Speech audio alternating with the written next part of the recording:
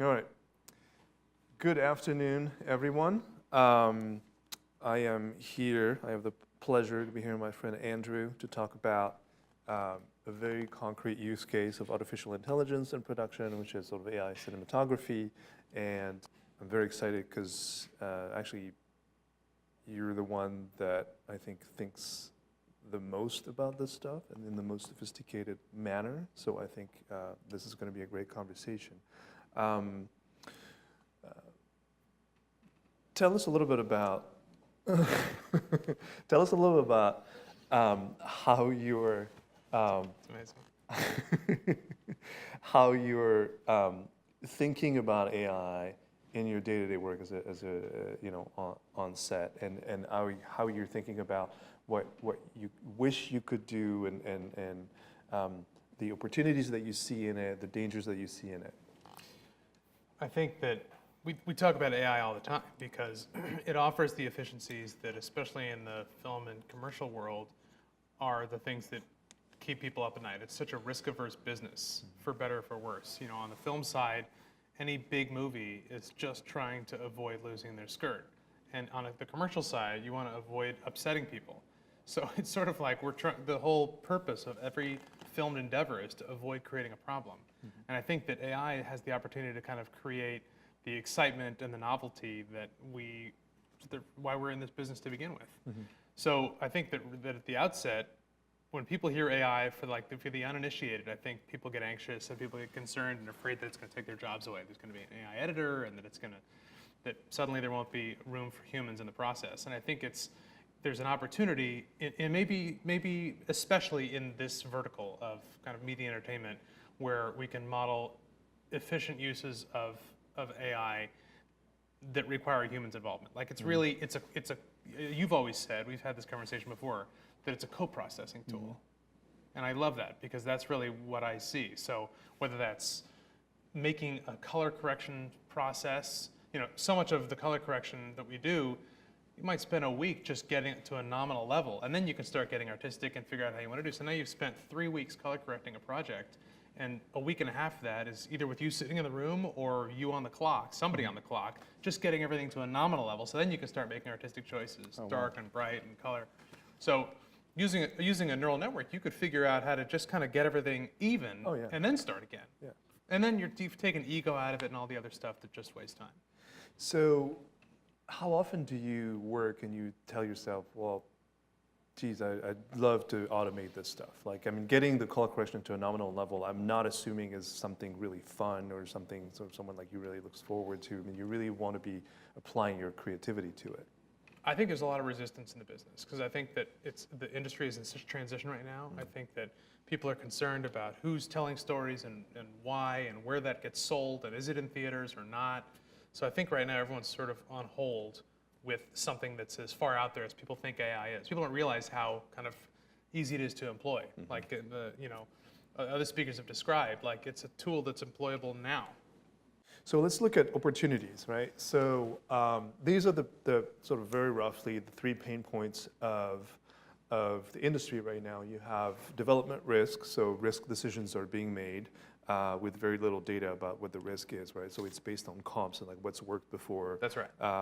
Is likely to work in the future, which is a very crude statistical way of representing risk, right? There's just not enough data, or the data isn't represented in a way that's digestible, but the people making risk decisions. And then you have the enormous cost of production, right? So opportunities there to automate some workflows, create some content at a lower price point that could be distributed in a way that could really push the limit artistically in the kind of stories you can tell and in an environment that's data-driven. So, if you want to tell cheaper stories on an SVOD platform, having a lot of feedback, right, data feedback on what's going on with the audiences with those kinds of characters, those kinds of narrative arcs, right. You can have that space of freedom, right? So lowering cost of production, I would imagine, is an opportunity to get more creative, right? And on the distribution side, really about content recommendation and personalization. And we've talked about this, like, the opportunity to have content that is personalized to, having sort of the kind of contrast that is personalized to your viewing taste based on your past history, is something that is really interesting from an audience perspective. It's kind of scary from a creative perspective because you have sort of a creative vision and you want your film, everything has a meaning, every decision was made deliberately, and you really want your film to be that, and you really want your contrast to be that because it means something in the context of. My question to you is, where do you see AI being a constraint to creativity, and where do you see it being an enabler? It's certainly both. I think that, like we were talking, I grew up in New York, and I always think I'm about really sorry.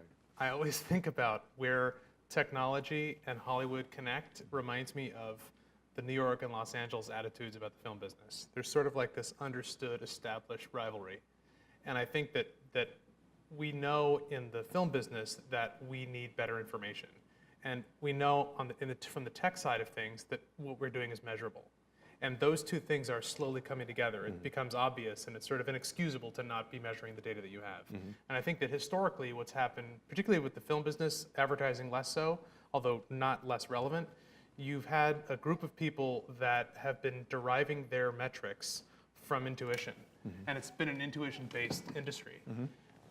For better and for worse, because who else would have expected that a movie like Get Out would take off, or who else would have expected, other outliers like that, Paranormal Activity or something that someone can kind of get away with, which is probably an outlier, but interesting to think about. And so I think that now that we can kind of rely on measurable statistics, I think that becomes something that is an advantage for everybody. I think the pain point is getting folks on board with understanding how it can be employed in all the myriad ways that it applies, because there are places where AI is not appropriate. I don't know that AI editorial is a good idea. I certainly don't like the idea of AI focus pulling.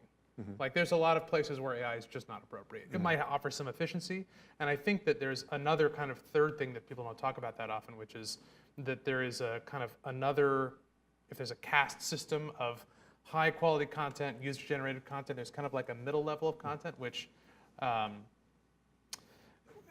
is sort of like, I guess you'd say, high-end YouTube influencers, or maybe it's like independent film. There's some kind of like a middle ground where it's a professional-ish, it's prosumer-ish, you can shoot with a 5D or a Blackmagic and kind of get away at a much lower price point, but you're able to deliver something that's risky and interesting. And I think in that place, there are tools like color correction and like, there's other applications for AI that can create efficiencies that people at a higher end would say, I want to deal with that. That's something I want to touch.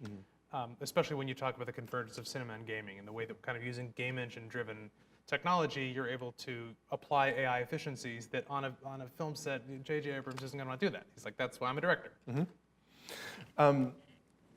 That's a really sort of interesting point, I think. We're talking about innovation, right? And one thing that we've done some research on it at ETC is looking at audiences and how expert in the product of media audiences are. There's actually statistical models that we've showed that audience ratings track with critics ratings sort of 8 out of 10 times. So, and if you think about it, it's going to make sense, right? We've all made tens of thousands of decisions about entertaining ourselves. We've watched, many TV shows, many movies. We're experts in the product of film. So that creates another layer of complexity on top of a very risk-averse industry. It's like, now we have to innovate for expert audiences. I mean, if you think about it, it's a very unique challenge. The car industry doesn't sell to experts in cars, right? So you have to innovate, but you can't innovate everywhere. As a creative, would you want a tool that uses data about how a scene has been shot before to tell you, to pull up that data, right? So if you say, if you're shooting a bar scene, this is data about all the bar scenes that have been shot in this context, in this genre, as a tool not to do more of that, but to do something different, as a tool to expand your creativity, to give you more creative directions. Would you welcome that? Totally. I mean, I could see that being very corruptible, because I could see someone's using that in the wrong way, but I feel like I was making a movie, we were shooting in the woods, and so I wanted to see every movie that has been shot in the woods ever. And that was like kind of a crazy search to try to search. I search IMDb, maybe Google search, maybe it's images, maybe it's awards. But it seems as I'm searching for that, like, I should be able to parse this in a better way. Yeah, there should be a database Totally. of all these scenes and then all the technical parameters behind them, Right. right? So it's, Keywords, that requires a lot of tagging, and that's where machine learning can come in. that's actually what we're working on at, Oh. at ETC. So if you think about AI in production, right, so you have in the pre-production process, you have a lot of opportunities to automate some script breakdown. Previs is getting really big. We'll look into sort of an AI version of that. In the production process, extremely inefficient process because it's very complex, obviously. And so a lot of opportunities to automate workflows. And in the post-production process, actually many more opportunities to automate workflow and QC and things like color correction are getting more and more automated. I wanted to show some examples of things that we've done at TC that could be used in the pre-production process. So this is a script parsing tool that we've developed that essentially takes any script. And scripts are great because when Andrew is talking in the script, the name Andrew pops up on top of Andrew's dialogue, right? So it's very, very structured, it's very machine readable, so we're able to parse scripts by characters and for character relationships, et cetera, et cetera. So, and if you look at this is a scene from The Wolf of Wall Street. If you look at the breakdown with our application, looking at, what emotional tonalities are present in that scene, it's actually quite good because there's a lot of elements like melancholy that if you know it's a parking lot scene that really are present in the scene, but they're sort of very semantic. They're very sort of hidden, but they're definitely there if you watch the scene. So this is a really interesting tool to kind of really parse the scripts and create more structured data from it. Right? Well, this is the character journey. Is this something that, because your workflow, you're taking the script, you're sort of trying to represent that in your world visually. Is this something that scare you? Is it something that inspire you? What do you think of this? I think it's amazing. I've seen this. You showed me this before, and I think it's cool because I think it can kind of look deeper than the text. That even if I'm browsing a page, if I'm looking at a script and going back to a page, and I'm trying to remember where something was, I'm able to kind of parse it. Even I can use how the algorithm parsed it to parse it myself, to double parse it. And I feel like that's a way of, it's a shortcut for me. Also, it allows us to work at a super high level because we can say, okay, well, let's take one of these metrics of artistic or openness, and let's make openness, this is like a Storaro thing. Storaro's orange will be light, and this will be love. And so you can actually do that and kind of do interesting stuff with color and say, okay, well, let's start this is something that keeps registering as aggressive. So let's use this color. And I think it just allows us to work at a much higher level. And it's funny because we actually, as a matter of fact, have been working on a tool that essentially matches those emotional tonalities in scripts to visual tonalities in the film, like colors. This is how Scorsese has been representing melancholy. This is definitely, to your point, something that we're working on that we think, at a minimum, could have is a great teaching tool. Right? And I think for me, I see too many media products looking like all the other media products out there, right? And it's a way to create diversity in the market too. It's really a way to tell creatives, hey, don't be lazy. Like, don't do that. Just to push them to their limits in a way that the data can show is not a risk. Right? So a lot of reasons why there has been maybe not enough novelty and innovation in media is that those in charge of assessing risk have sort of drawn the boundaries of risk too far, and a lot of stories aren't being told, or a lot of stories that aren't being told the way they're supposed to be told. So being able to make that very, very granular, I think from a creative standpoint would be really, really interesting. So we've looked at... To say nothing, by the way, of how that gets marketed. And how something that would ordinarily get marketed as a horror movie might be an action movie. Or as a comedy might be, a more intelligent, high-level movie. So interesting side of that. We found a very high correlation between the success of a media product in the past 10 years and the number of genres that it's referenced by. In other words, like a straight-up drama that is just labeled as drama in the metadata will do much less than a drama that is labeled as drama plus this plus interesting. that. No, because a lot of, again, people really want novelty. So if you look at, Get Out was a film that was bled across 3 or 4 or 5 different genres, right? And so there's definitely that in the data. So this is what we did with the same tool. We processed around 650 scripts of feature films across genres for the past 20 years, and we've looked at what are the dominant emotional dimensions that are represented in those scripts. Right? What are the emotional journeys, the emotional tonalities that Hollywood has been producing the past 20 years. And it's really interesting. You see a lot of neuroticism, anxiety, melancholy, insecurity, aggressivity. You see a very dominant trait of negative attributes.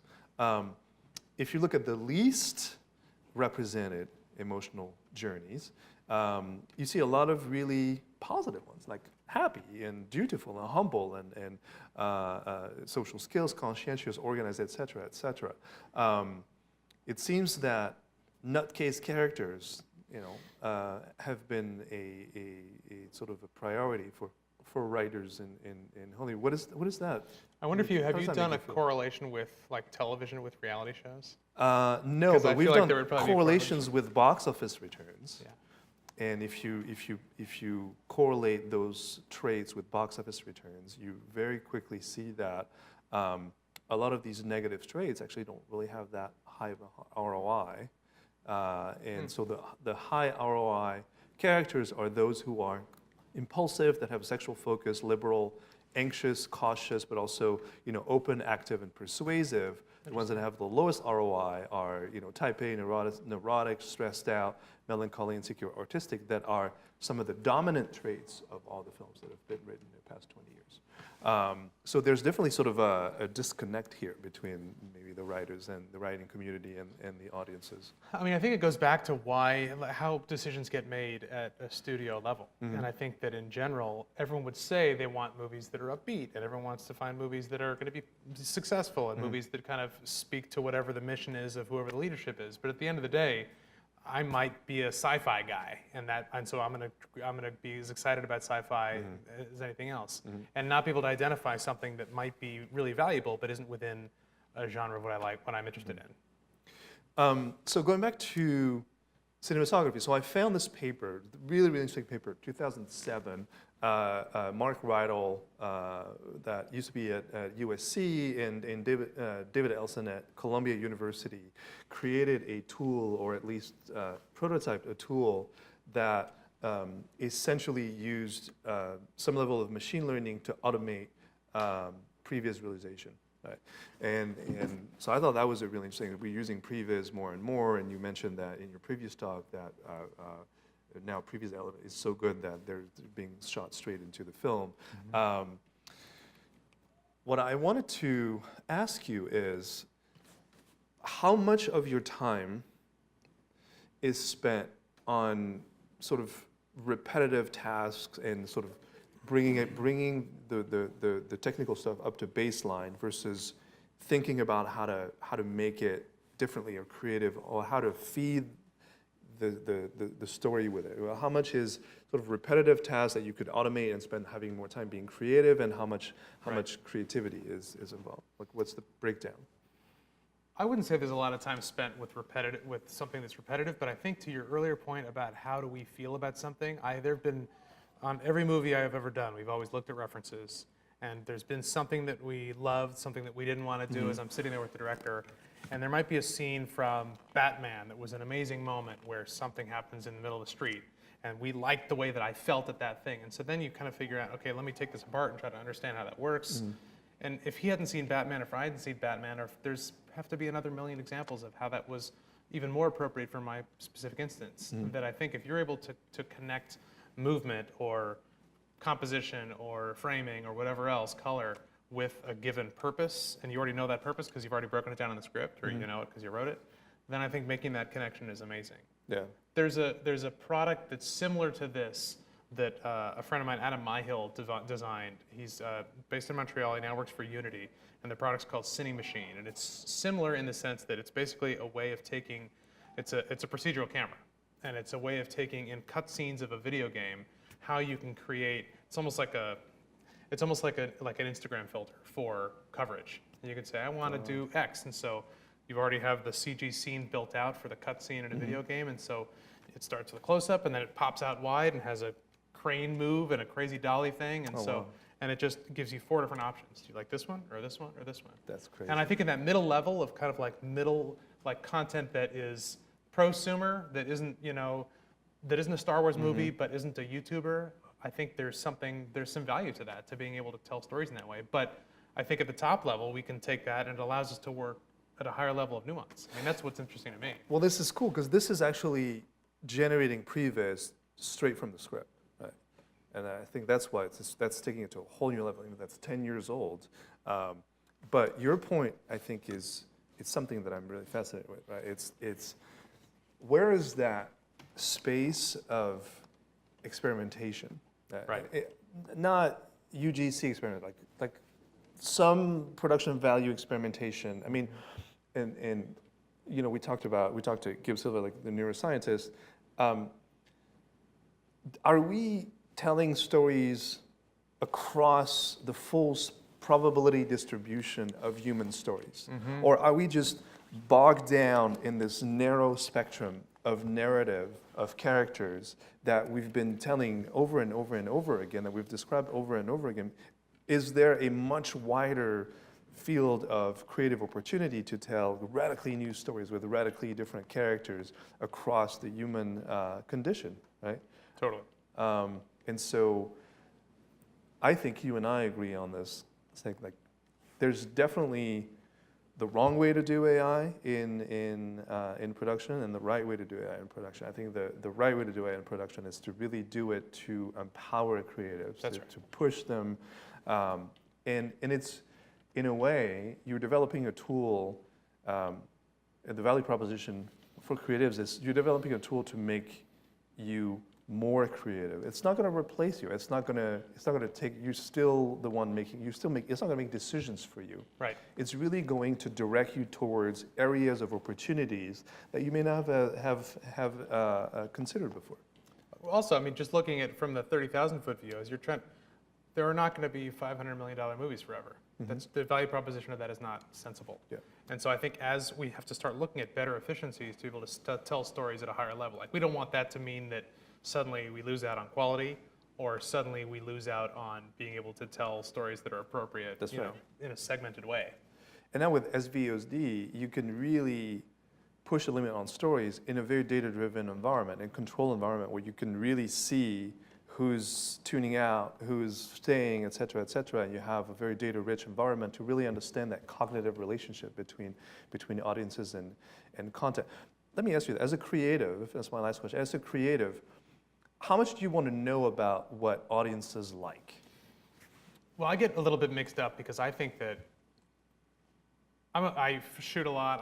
I'm excited about photography, but I don't have any of my photography in my house because I think when I know too much about something, it's less beautiful to me. Like, in a way, the beauty is the mystery, but that's why we don't make movies alone. Like, that's why it's such a collaborative thing. Yeah. So I think, why would you not want to know as much as you possibly can about something? It doesn't mean that you're controlling it entirely, but I think that knowing as much as possible is key.